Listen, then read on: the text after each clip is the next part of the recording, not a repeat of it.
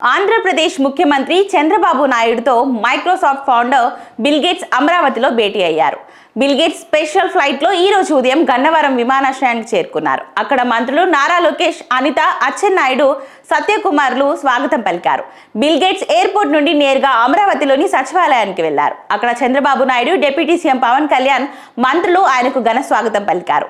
Chandrababu Naidu, Bill gates సమావేశమయ్యారు. తర్వాత పలు కీలక అంశాలపై చర్చించారు.